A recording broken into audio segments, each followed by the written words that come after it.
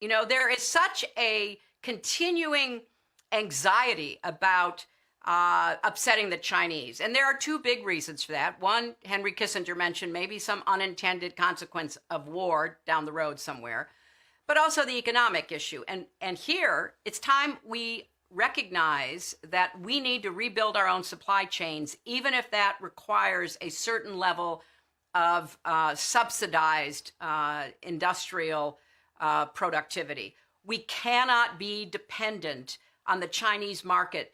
It's not only bad for our economies, it is bad for our geopolitical strategic interests.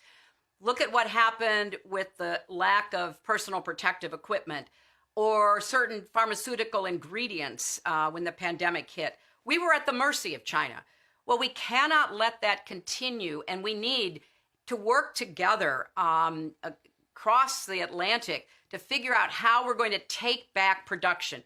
Now, will it be as low cost? Of course not.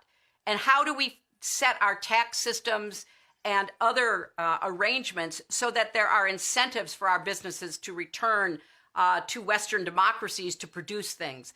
And I would add that more and more businesses are seeing that unless they are low-cost producers of retail clothing, which, you know, probably will never come back for all the obvious reasons, but if they are producing anything more sophisticated, increasingly the Chinese government, through coercion, through unfair regulation, through enforced partnerships or royalty agreements, is slowly stealing that intellectual property anyway.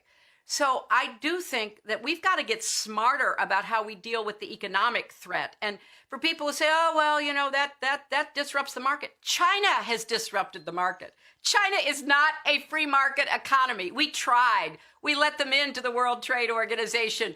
We sent our businesses over there. We made trade deals. They are a controlled top-down economy. You will never compete and win against them unless you take back the means of production.